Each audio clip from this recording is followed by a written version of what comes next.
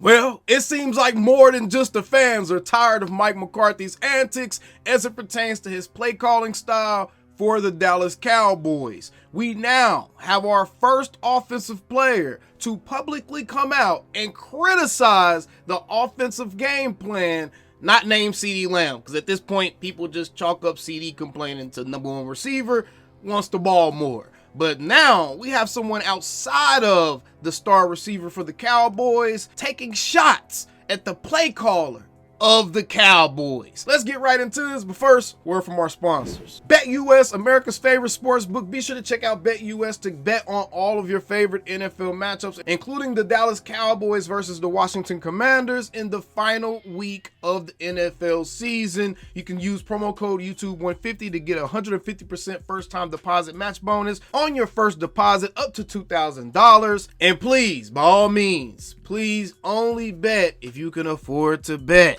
And let's get right into today's show, because it's a good one. Kavante Turpin talks Cowboys game plan without CeeDee Lamb and shades play calling. So no, it's not just me clickbaiting. And honestly, once we read these comments, I think that everybody will be on the same page that this was clearly a shot at Mike McCarthy and his play calling. So Kavontae Turpin had issue with the Cowboys play calling as the Cowboys were down 41-7 in this game to the Philadelphia Eagles. Now, it honestly could have been a lot better if there was not some suspect moments in the game. For instance, the 3rd-and-1 long ball to Jonathan Mingo, which for some reason, Greg Olsen thought that was Jonathan Mingo's fault. He felt like he was looking over the wrong shoulder. Sir, there wasn't any shoulder Jonathan Mingo could have looked over that would have got him further behind where he was on the field and on the sideline. That was a terrible throw by Cooper Rush, and it was on 3rd-and-1, and they took a long shot when all they had to do was continue moving that ball a little bit, especially at a point in the game where honestly the Cowboys had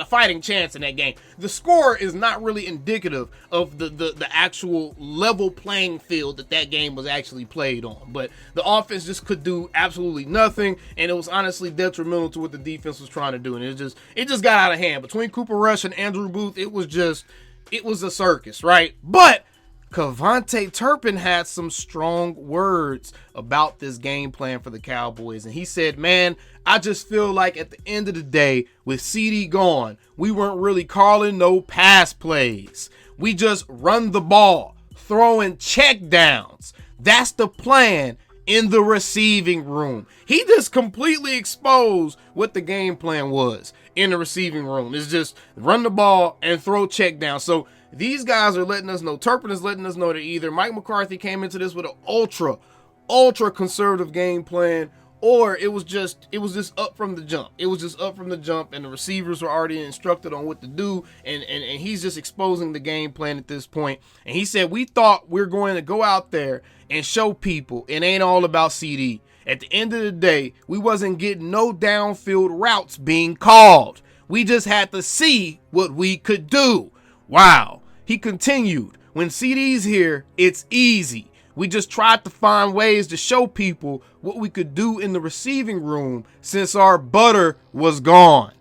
Wow. So Kavante Turpin is essentially saying that the Cowboys receivers were not even given a fair shot in this one to actually show what they could do on the field because the play calling was just ultra conservative or sketchy, or it just didn't make sense. Like, for instance, it was like a 3rd-and-9 in the game or 3rd-and-6 or something, and they ran the ball right up the middle. HB Doc, right up the middle. And I'm like, bro, what is going on, man? Are y'all not trying to win the game? Are y'all just trying to hand this mug the field? What is happening? It's too late to start tanking. You could have started tanking a little bit earlier and actually had a legitimate shot to get a top 5 pick. But now it's too late. The highest pick the Cowboys can possibly get, even if they lose next week and everything goes right, the highest pick we can possibly get is pick number 11, man. So it's too late for that. Y'all are pretty much locked into the area y'all were going to be picking in anyways. So now we have Kavante Turpin choosing the end of the season to come out and finally say, hey, the play calling has been suspect. And I don't think this is exactly the best ringing endorsement of Mike McCarthy,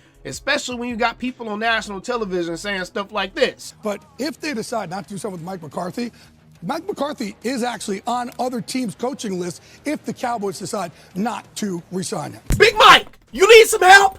I'll help you pack your bags. Give me the address, man. That's how I feel about that.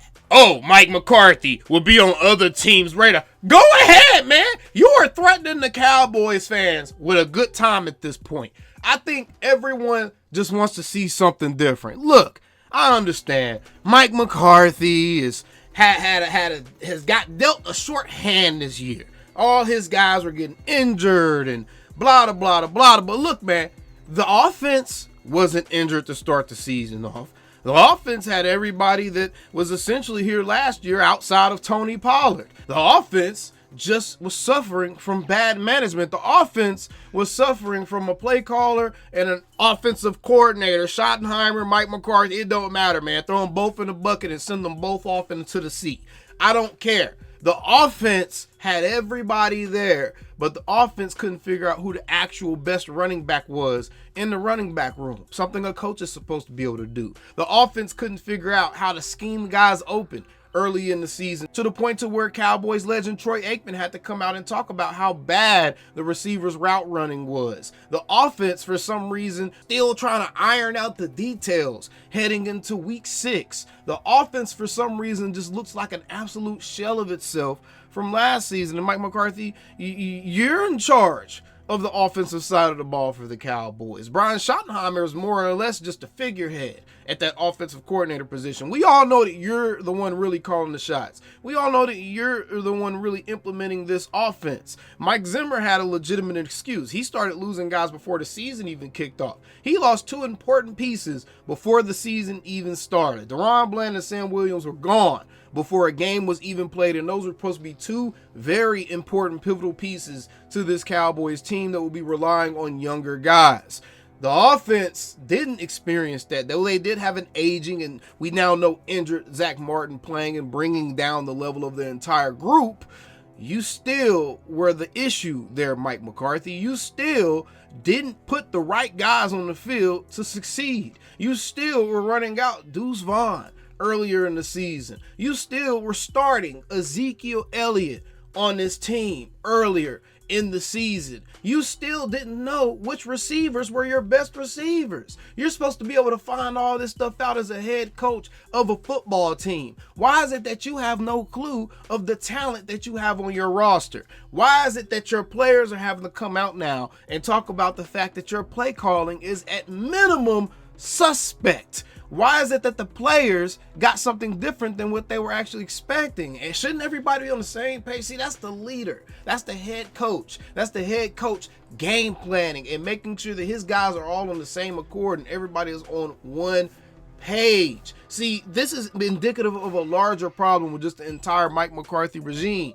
Yes, he was dealt a bad hand, but guess what? He also played his hand even worse than it was already dealt, man. He had an opportunity to steal a couple of books out of that hand, but he just sat there and just looked off into the distance with that 1,000-yard stare, man. So, no, Mike McCarthy, I don't care if he comes back. In fact, I hope he doesn't come back. And from the sounds of it, it sounds like the players are over this as well. I think the players are wanting something new. And yes, we got guys like Dak and Micah and all these other guys coming out and supporting Mike McCarthy. But look, man, as a fan base, it's going to be real hard. It's going to be real hard to get excited about this team if it looks exactly the same as it did coming into this season, plus a couple of rookies. I'm just keeping it a buck, man. But we stay same old Cowboys. Again, shout out to BetUS for sponsoring this video. Calling me, texting me, paging me, asking me, am I still them boys? Y'all usually check on me. Listen. I'm still them boys. Hey! Woo! Oh, shut up, my boy. Hey! I'm still them boys.